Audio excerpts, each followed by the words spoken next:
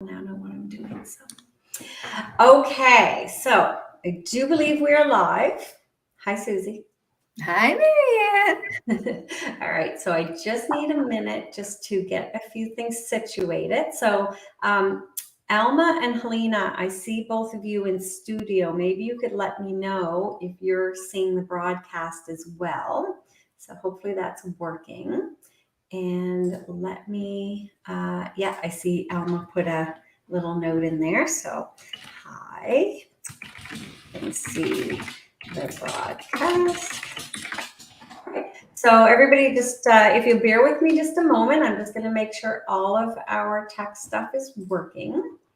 And hopefully everyone is able to see. And I'm going to give everyone a minute to find the live, because when you broadcast these things live, it always takes a minute to show up. So hi, Jenna. I see that you're watching, and I can see and hear you. Awesome. So Helena can, and Jenna got on, and Elma should be able to then. And I see Natalie's there as well.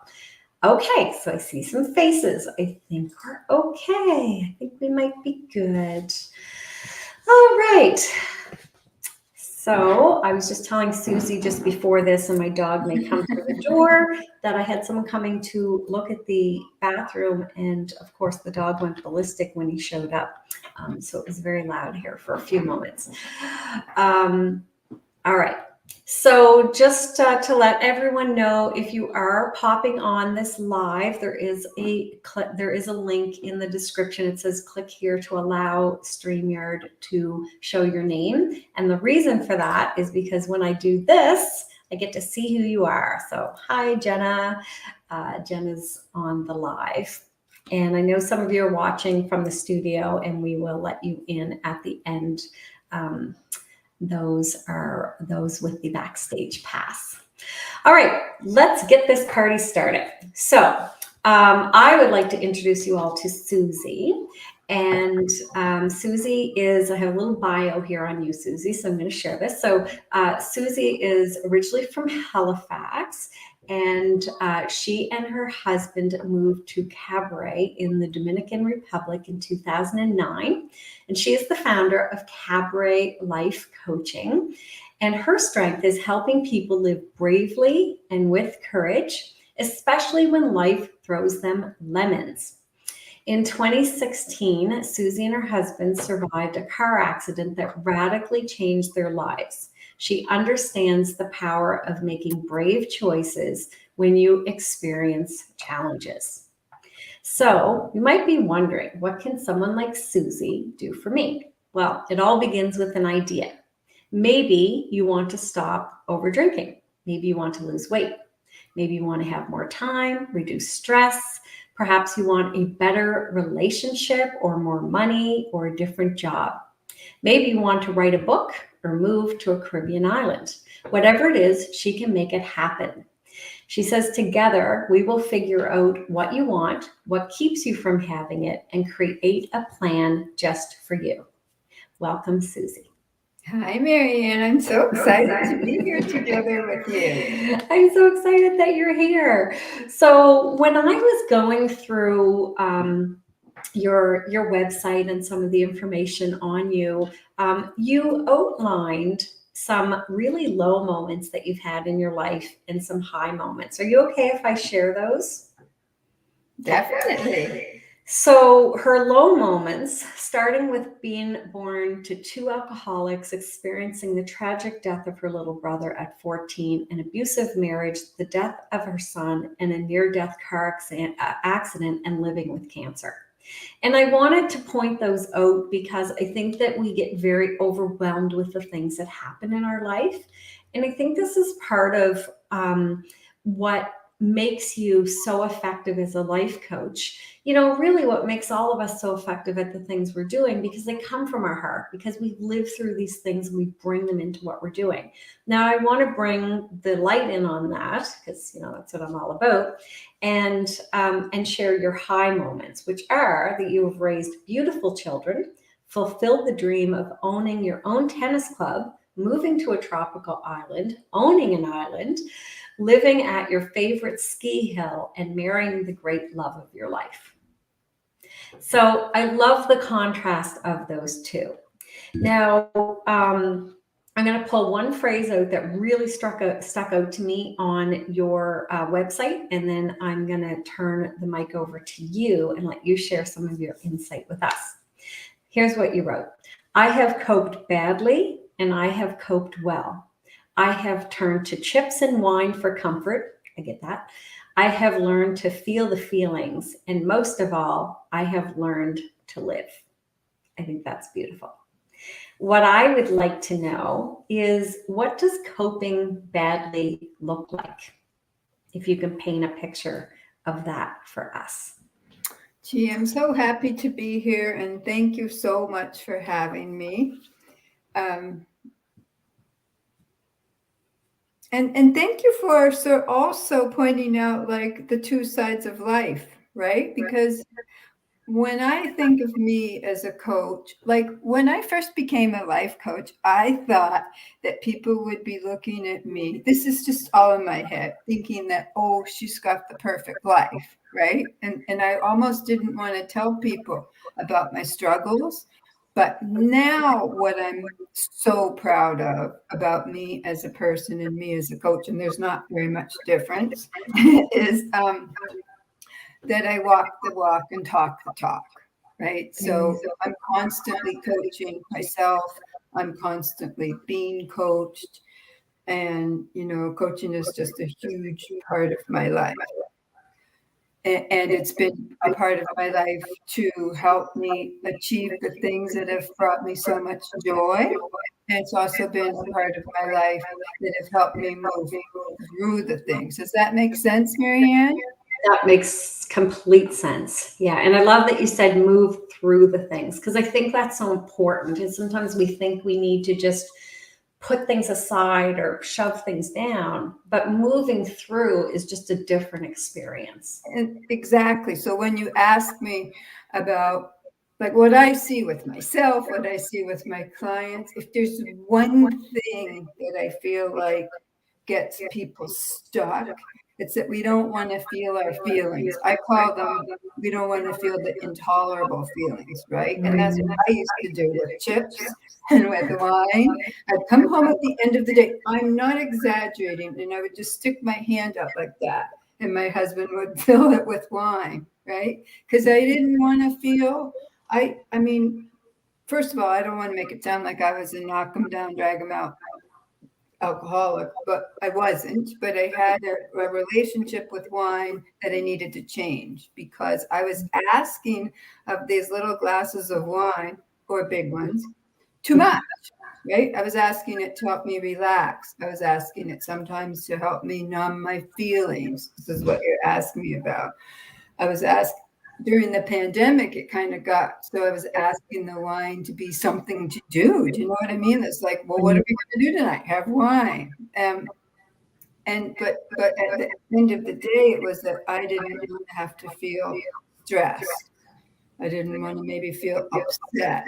I didn't want to feel, but ultimately, I also used wine to celebrate. So something great would happen, and I would have wine, as though couldn't experience or didn't really know how to experience great joy and celebration without getting a glass of wine. Is what I'm saying making sense, my dear? Yeah, so much. And, it's funny because I've had that discussion, recently with someone about, their addiction and how it is everything. It's like, I need it to have energy. I need it to sleep. I need it to calm down. I need it to get through the day.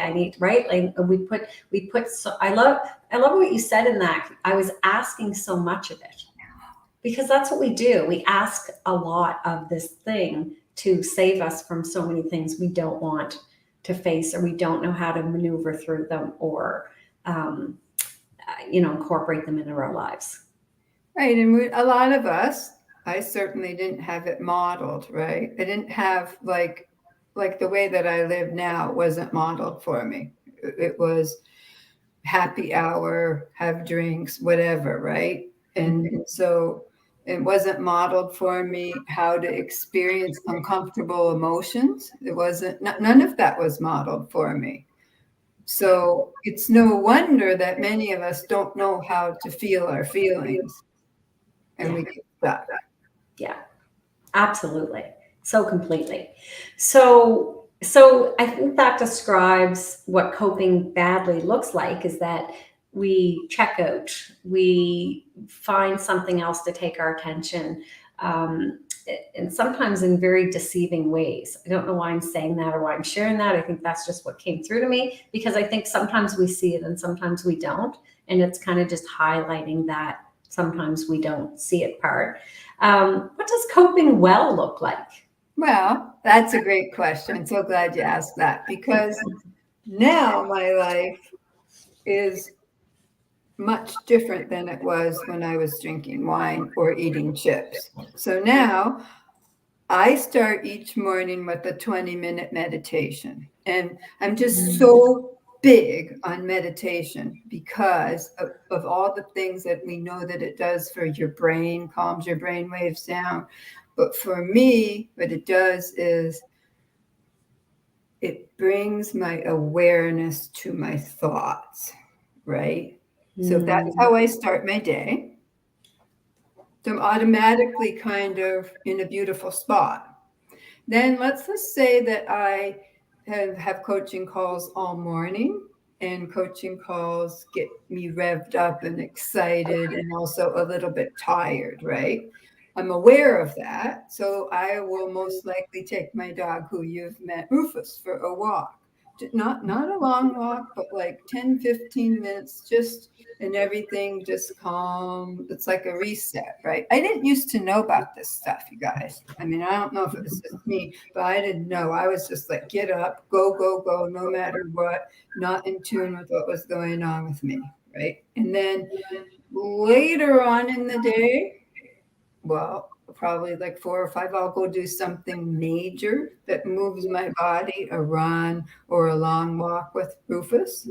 And then very conscientious about my evening, and it always ends with yoga. So you can see that there's mindfulness in the form of meditation, which brings me awareness to needing to move, like the energy. We've all got energy that gets stored up in our bodies all day long. I don't know, because you have a dog and you also have 2 kitty cats.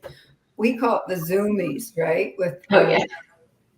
But I was thinking the other day, why would we call it zoomies with our pets and not recognize that we also are creatures and we have bodies that need to move, and we need to get our zoomies out of us, right? It's just making me laugh because I use the same term, and it's after I bath Tucker.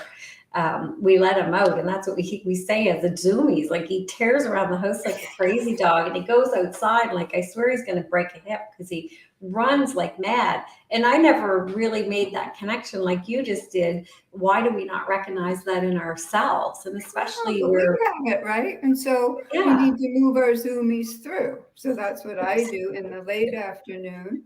And then I finish my day with a little yoga practice. So it's very, very, very different than waking up, driving it, not even being aware really of what was going on with me.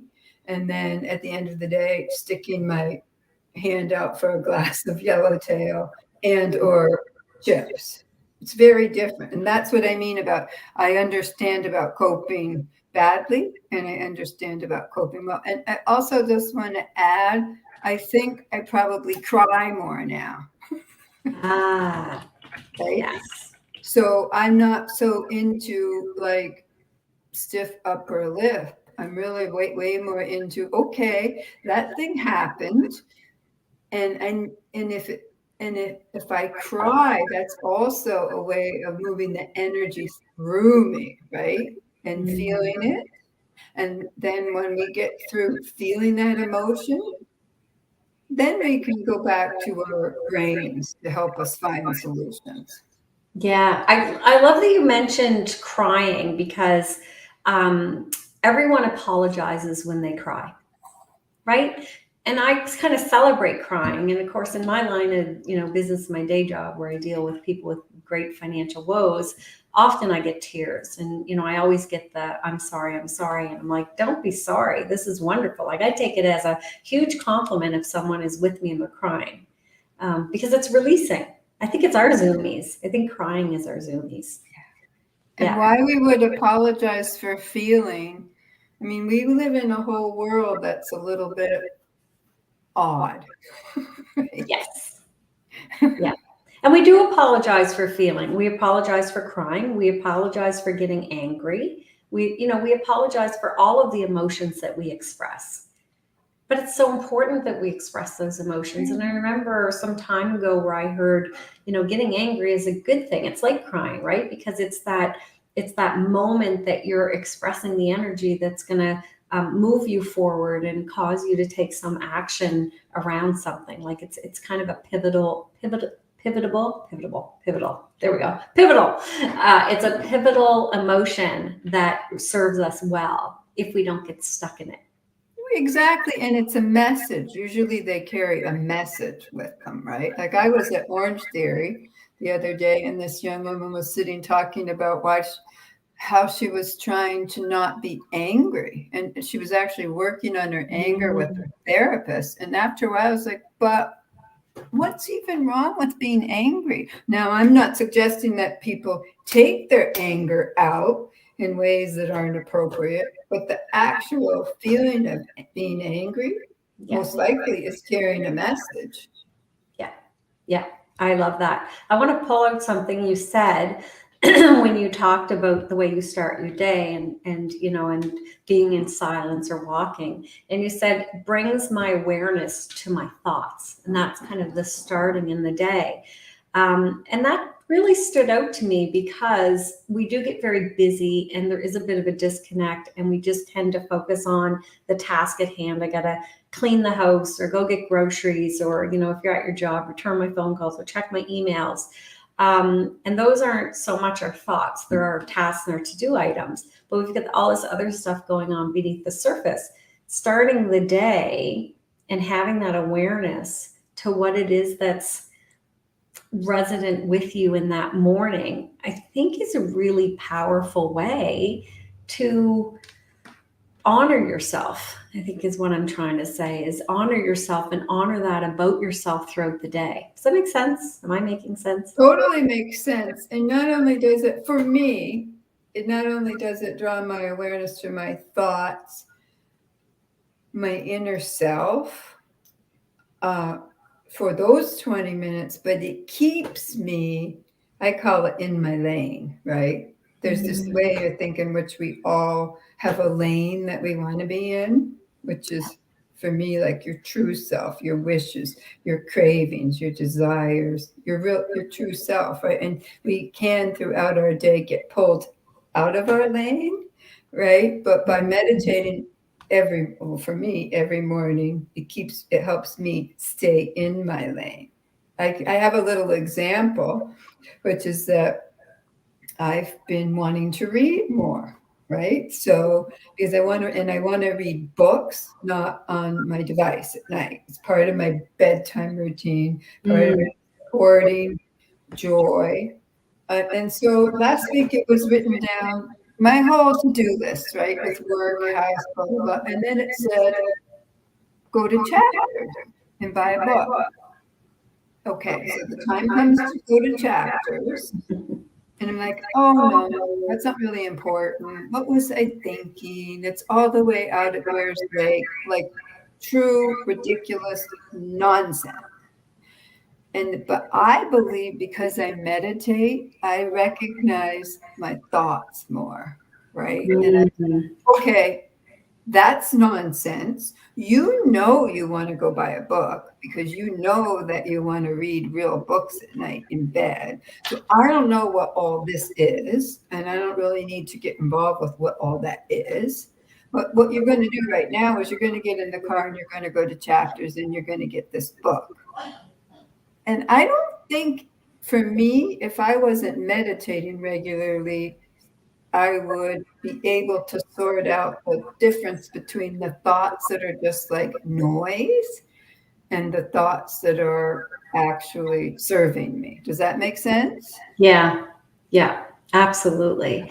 I also want to just add, because when you say meditate, and I'm just going to throw this in there because I know some people get very hung up on what meditating is and how you should do it. And am I doing it right? And am I doing it long enough?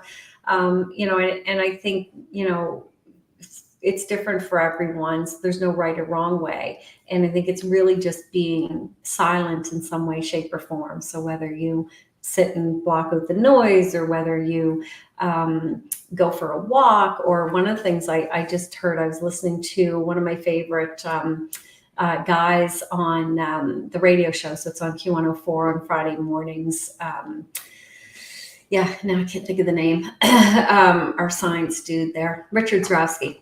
And one of the questions that came up was the shower and how people have brilliant ideas. And he was saying, I think all, inventions and stuff were created in showers. I mean, probably not, because we didn't have them.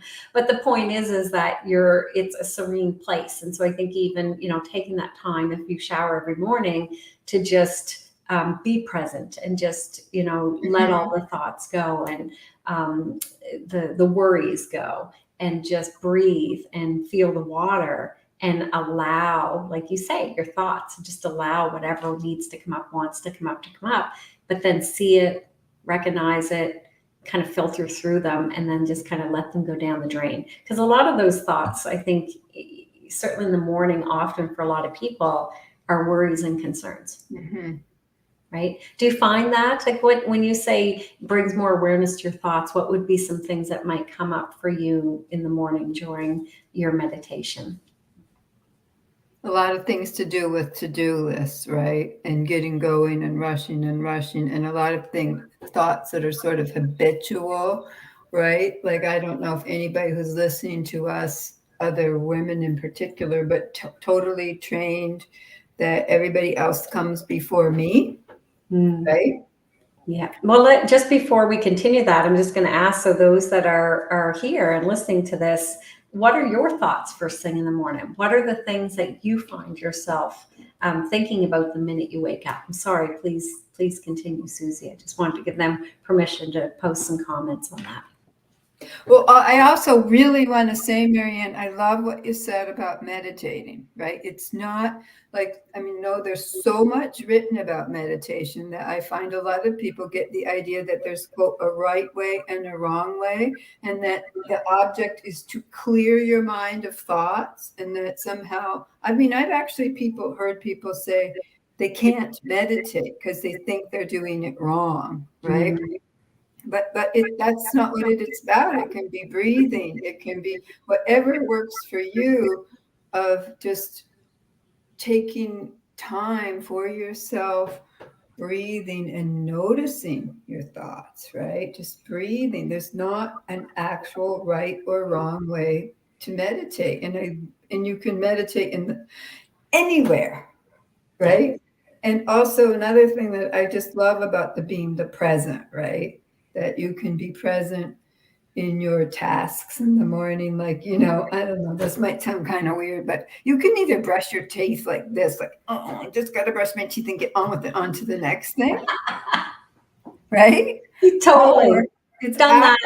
Practicing mindfulness, right? Which is being in the present moment.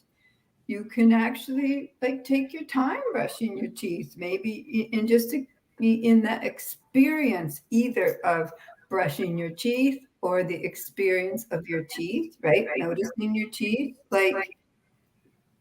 same with brushing your hair, it all can go in together.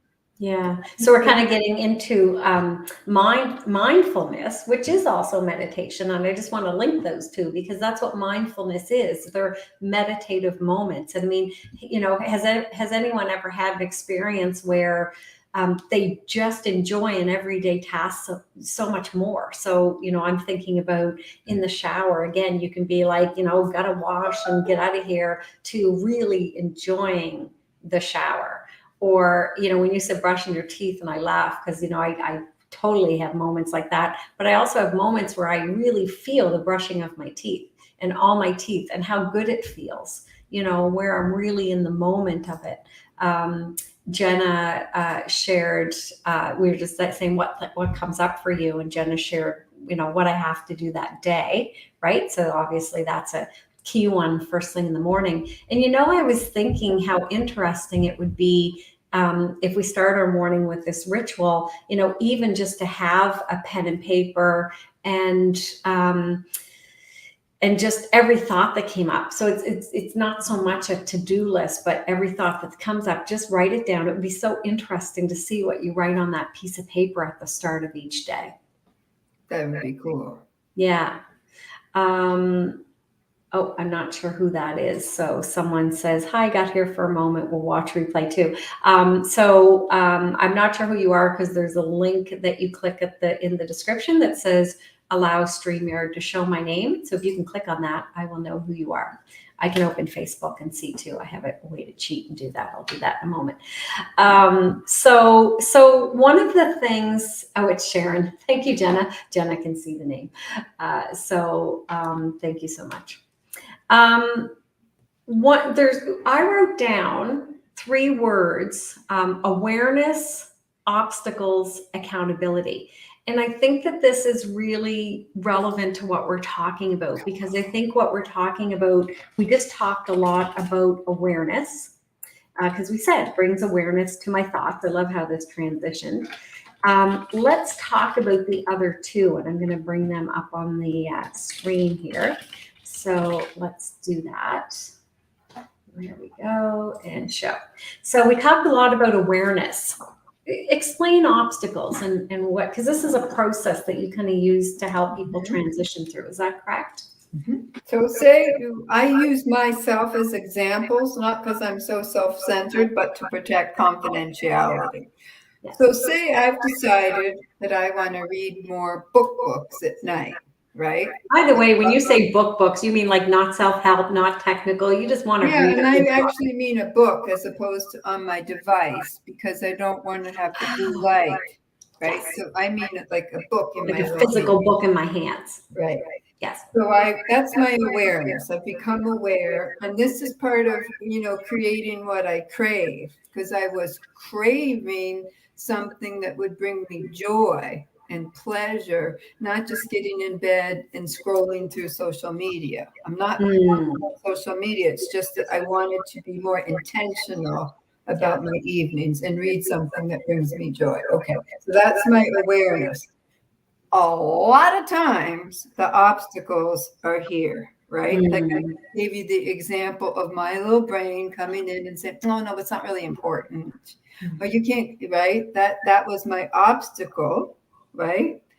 And so, but because of this work, I'm saying, no, you weren't making it up when you said you wanted to read books. That's true for you, right?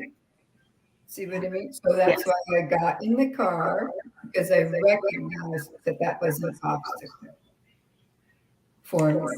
And all the time, every day, we run into obstacles, and so much.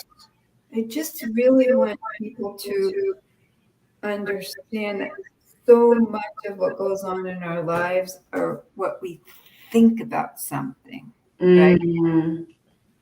Yes. And it's what we make it mean. I think you're saying the same thing, but I just wanted to bring in that differentiate, because oftentimes we make it mean something.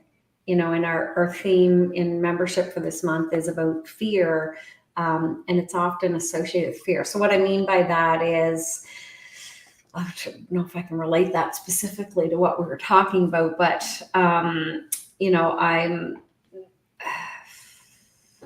not reading at night because I have a busy day and I need that to catch up on my emails, and it's kind of like I'm taking away from things that are more important, right? Like we don't do this in our head. It's not that we do that necessarily completely obviously, but it's a bit of a program that runs through our head. Right, and that's how the awareness kicks in, right? So the awareness of your thoughts, right? And what the thoughts are that are creating obstacles, right? Yeah. So people might think like, that they want to have a relaxing, restorative weekend. Okay. They might think that the obstacle is they don't have any money. Hmm. But the obstacle is not really that they don't have any money. It's that they think that they don't have enough money in their bank account to do Right. something that would be restorative or restful. Do you see what I mean? Yes. So their And tunnel vision is, I need right, money in order to do this. right. So sometimes the obstacles are about the specific thing. Like, okay, maybe you don't have enough money to go to Ireland, right? Yeah. But what are you actually craving? And when you uncover that, you Mm. also can bust up the obstacles. Does that make sense? Yes. Yeah, it does. So where does accountability come in that scenario? Yeah, that's a really great question. And I think that yeah. So I think ultimately when we are living the lives that we want to be living and when we're loving ourselves, we're accountable to ourselves, Mm. right? Absolutely. And so, like in my little book story, right, I'm accountable to the fact that I want to read more. Sometimes accountability, and like getting a book is kind of easy, right?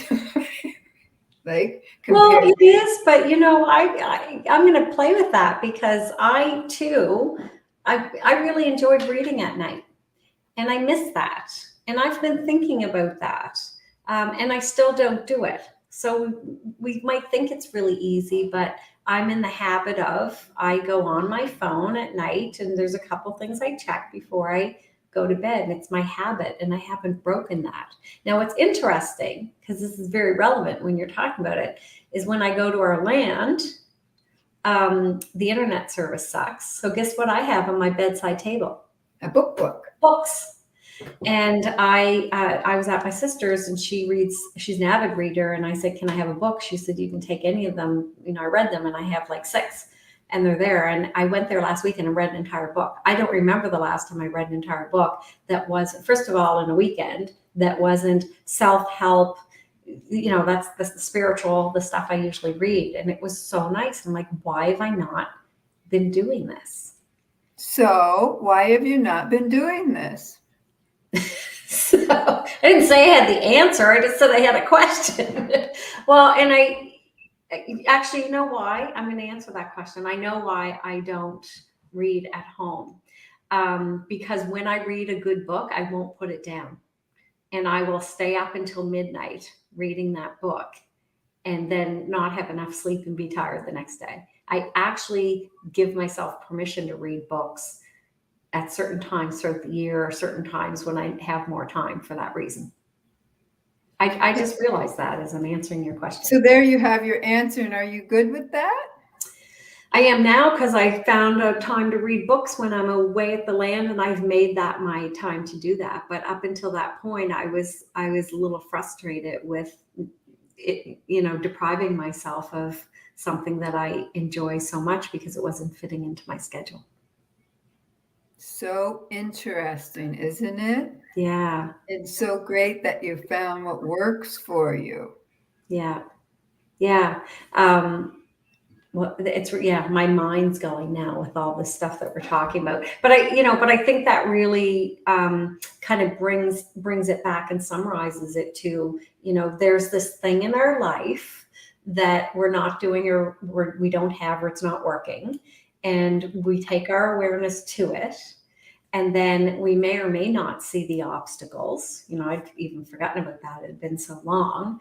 And which is what you help people with is one, the awareness and bringing that up, but then seeing those obstacles. And then the accountability. And even in that case, in that small example we're using, part of that accountability, because you said you're accountable to yourself, but part of it is making sure there's a book on your nightstand, right? Because it's right there. And sometimes accountability, like it's quite common to have accountability buddies, right? That could be somebody that you trust that you could just say, like, I want to do this for, right? I want to do this for 30 days or whatever. So, and that's one way of holding yourself accountable. Also, writing it down is another way, because our brains tend to read things, putting it by the side of your bed. I want to read whatever, right? And sometimes it's hiring a coach, right? Because Yeah. that's one of the things that I do as a person's coach. I lovingly, I don't like get my stick out and start meeting people, but when somebody comes and tells me that they want more of this or less of that, or they want to do this. Let's say I have clients who want to write books. I'm hiring you because I want you to help me write a book. Okay. If they come and they haven't done any of the things, right? Then we need to find out why they haven't done any of the things, because they're the ones who want to write a book. Yes. Yeah. So I'm going to jump in here for a moment because I think this is a beautiful segue to what we're going to talk about next. And I'm going to transition that by saying that, so I met Susy through a friend, and she was expanding her coaching business. And she was looking for some people that she could work with as she did that. And so I raised my hand and worked with Susy. And I'm, pretty much an open book. I mean, I won't spill my whole life story here, other than to say I was having struggles with a relationship in my life. And I'm in such a better place with that today because of you and because of how you helped me, and I'm a pretty insightful person, but I wasn't getting there on my own. So I had the awareness. I think I even knew what the obstacles were, but not completely. You gave me so much clarity in terms of what those obstacles were. And because of the accountability piece, talking to you each week and, having some homework to do, testing some things out, having you as the sounding board, and your, sage and just very loving advice. I mean, your style is just so warm and so comfortable. And so, I wanted to share that here, first of all, just to tell you how amazing you are and that, I adore you. But to let everyone else know that, it's part of why I was so excited to have you on here and interview you, because you really made such a profound difference in my life. So I want to talk about your coaching packages, because you do have a few, and then we're going to get into your new program, which is where we came up with the title for this interview. So your coaching packages, unless they've changed, you have an introductory session, and then people can work with you 6 weeks, 3 months, 6 months. Is that correct? Yeah. So walk us through those and tell us when someone might choose 6 weeks versus 3 months or 6 months, or if they kind of transition on the go. Sure. I love talking about coaching.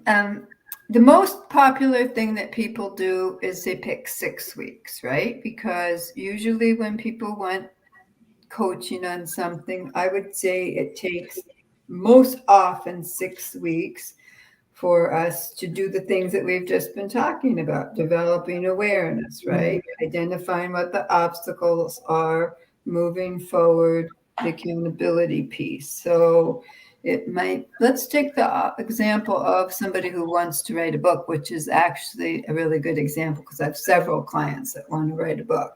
And they came to me during COVID because they're like, I always thought it was because I didn't have enough time, but now we're in a lockdown and I'm still not writing a book.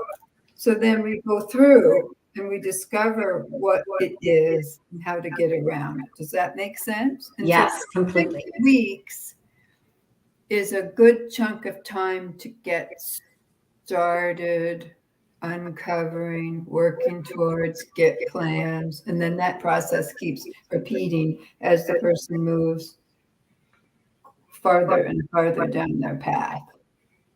Yeah. Most of my clients work with me for longer than 6 weeks, but that's where they start.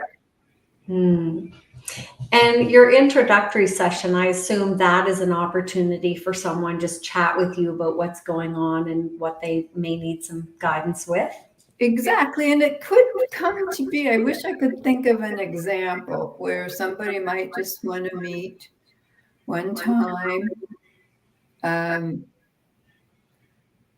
just trying to blank because it doesn't happen so often, but certainly possible. Well, while you're pondering, I'm going to say hi, Helena, because I see she got back in the studio. So hopefully she's able to hear us. And hi to Sharon, because she's watching us. And I'd also love to know, for those that are here, what's one thing in your life either you're currently stuck in or you have been stuck in? I'm just curious to know what comes up around that. So wouldn't that be neat to know? Yeah, it's different for everyone, right? And we do all get stuck with, and sometimes it can be something really big or it could be something really small. And you kind of think about the standard ones like, losing weight or money. Like we kind of have our general ones. But yeah, if anyone has something else they want to share, I'll welcome you to do that. Then the other packages, like 3 months or 6 months. So someone would just choose based on, I'm assuming, like talking to you and kind of determining where they are and what they need. Is that how they would choose Yeah, and a that? lot of times people come, they think, oh, I want to lose weight. But then we kind of, as we go in and we find out, we're pulling layers off, right? And we're establishing habits, right? And we're finding out, oh, I thought it was this, but really it's that. And that needs more time, more coaching. Do you see what I mean? So everybody's journey is different. Yes. I want to ask you about your new program. Before I do that, I was just keeping an eye on my comments. So, Jenna, thank you for participating. I love that you're here participating. Trying to get into reading at least a chapter of a book per day and walk every day. Struggle with finding time. So that's a pretty. I would say struggling with time is probably one that a lot of people run into, like you said. Although, like you said, Susy, the one of the clients you had who wanted to write a book said, I'm struggling with time, but then they had the time and they still didn't do it. So there was an underlying reason there.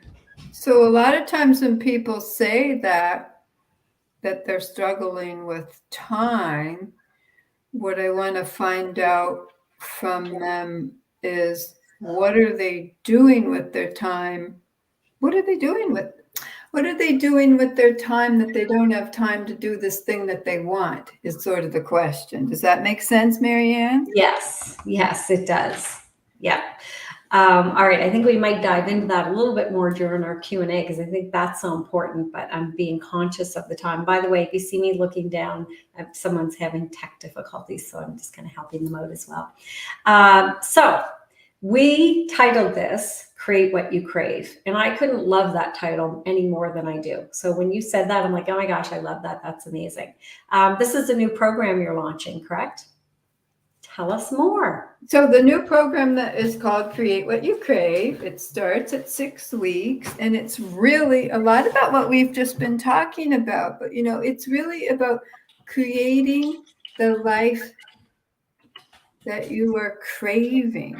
What is it that would be in your life if you had more of that? What does that look like? Like mine happens to look like, and in the work that I do, is that I'm creating the life that I crave, which is more money, more joy, more time. So, and then we go through and, like, I'm just going to show you what my life binder looks like. Okay, your life binder. It's kind of I don't want anybody to be scared and be like, oh no, that looks like work. It's all right. If I show people my money management system, this is actually what I do every day, right? I really literally do it. So I know what I'm craving in my business life, and I know what I'm craving in my personal life, right? And so every day after I get through meditating, this is, I think, a pretty important piece for people, is then I write down, because I'm focused on creating what I crave, right? And so I ask myself a few questions. One is, what did I accomplish yesterday? And I kind of want to be careful about that because I don't necessarily want people to feel like it's do, but it's the language, right? So it could be did nothing, right? Do you see what I mean? Yes. Yeah. So that first It's question, just a reflection. It's not an expectation. I mean, like my weekend that I just had was incredibly restorative and restful. It was exactly what I wanted it to be. Exactly. But it was also very intentional. It didn't just happen. And then I made it happen. And then the next question is, what is it on for today, right? What do you have on for today? Again, emphasizing this can easily be in the being state. But our language in English tends to be about doing and action. And then such an important piece of this is, what are your thoughts about it, right? Okay. Like I had a day last week where I was so excited. I had been so excited one day to get going on this particular project, and I woke up and I was tired, right? So my thoughts were, I'm tired. That was okay. So then I have on the other side more like journaling, like where you go more into a deep dive about your thoughts, right? I'm tired, by the way, is often how obstacles show up. I just want to say. Right. Because it's actually a lot of times nonsense. Like I'm too tired to make that phone call. Like let's say you want to get your book published, and suddenly you're too tired to call the publisher. I'm just kidding, right? No. I just kind of want to give like a little hint. Tired is often an excuse, I'm just going to say, right? So then we go over and we write down what our thoughts. Like if you say you're too tired, which I was saying last week, I'm like, wait a second. I'm not actually too tired to do these things. I may not be at the top of my game here, but it doesn't mean that I'm too tired, right? Right. See what I mean? And this is all part of getting you what you want, what you crave. And so this thing called a thought model, where you have your unintentional thought, which is like, I'm too tired, leads you to your same old, right? Your same feelings, your same actions, your results, same results. But when we choose an intentional thought, it's truly life-changing. Like I feel like standing up and like screaming and cheering because it's all up here. So when I woke up feeling a little blah and thinking I'm too tired, on my piece of paper in my life binder, I literally changed my thought to, yeah, I'm feeling a little bit tired, and I'm also perfectly capable of doing what's on my list. I felt empowered and energized. The actions were, I did the things on my to-do list, and the results were, my life moved forward. And this is all part of creating what you crave.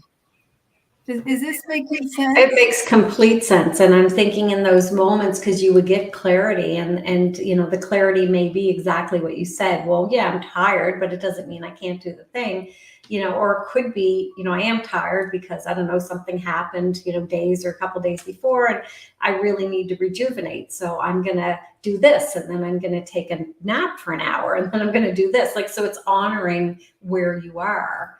And it's kind of honoring the truth, right? Yes.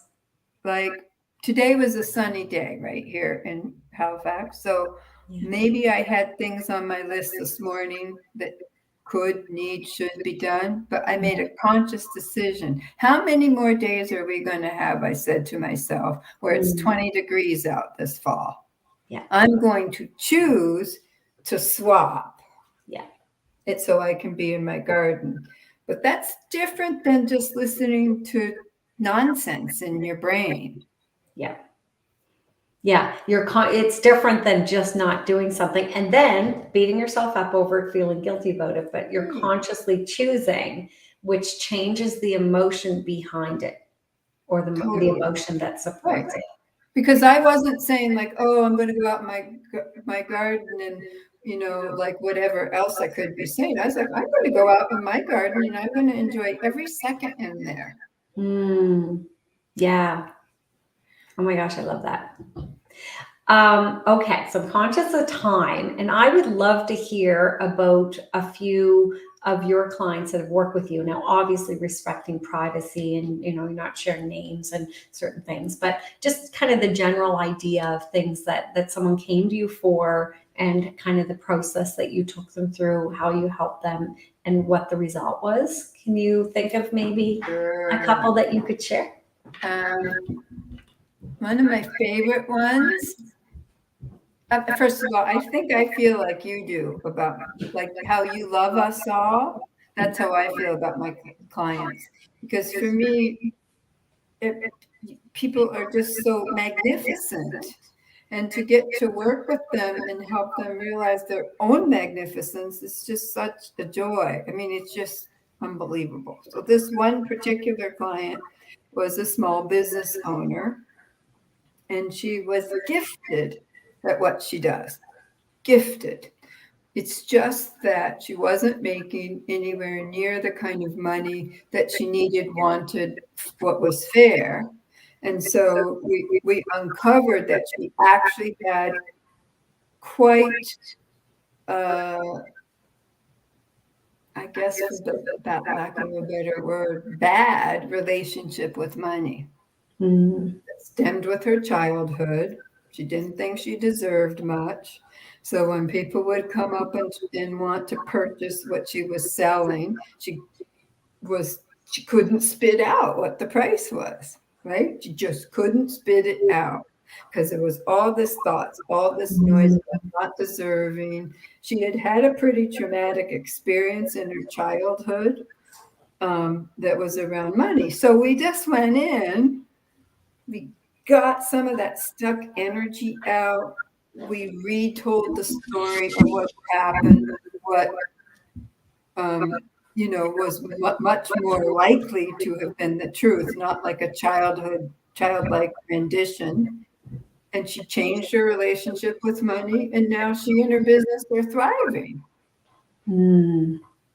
So that's money is a lot of it, which you probably could relate to with your work, right? Absolutely. Food. Yep. A lot of my work has to do with helping people. It kind of comes down to untangling their relationship with food, a little bit like untangling their relationship with money, but a lot of times, and it's pretty understandable, people get commingle their relationship with food with love. Oh, interesting. So something happens and something good happens, they want to go celebrate, or something bad happens and they want comfort. And so they, go eat a gigantic bag of chips, and it's not what they want to do, right? So that in that case, the work would be untangling that. Sometimes it has to do with pleasure. Like I hope this is making sense, but sometimes people don't really have very much pleasure in their life, and the only pleasure that they have is food. So kind of like I was saying, like with my glasses of wine, I was putting too much pressure on wine. Sometimes people put too much pressure on food. Also do a lot of work with people and their relationships. Sometimes people come thinking that they want to leave their relationships and that it's all the other guy's fault. And then they discover within coaching that there's things that they can do on their own that makes their relationships be much more satisfying and bring them much more pleasure and much more love.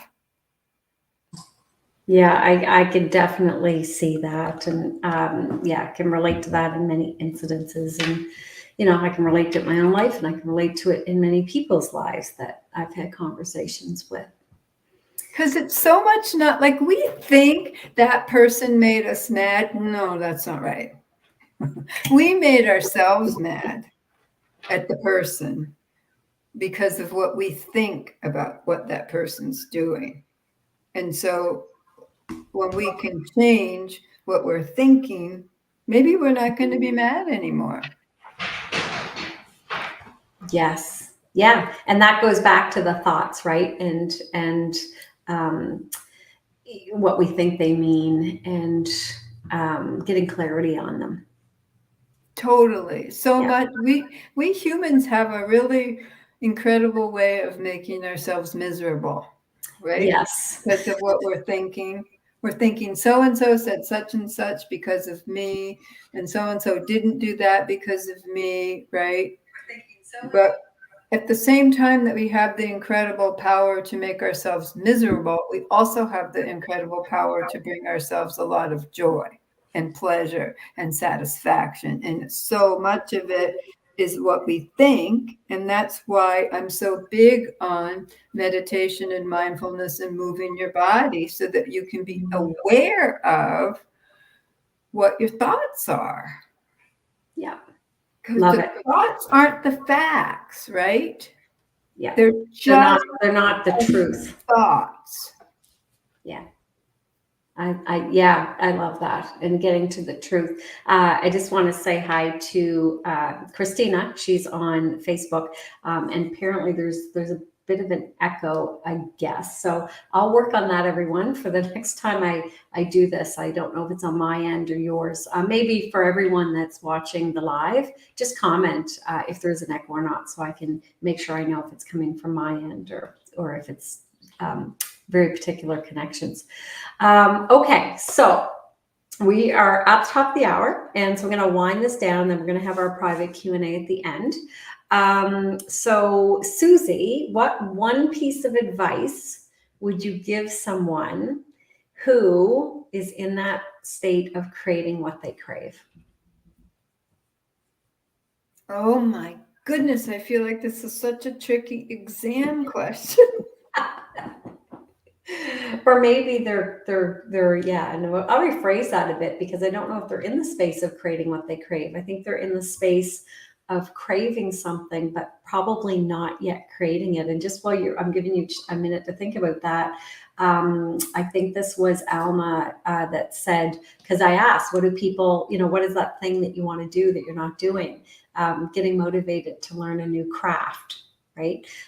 Which I thought was a kind of a unique answer, not one that we thought about in our kind of in our traditional ones that we were sharing. So yeah. So what would be kind of the one piece of advice you would give anyone on here that's just looking to get more from their life?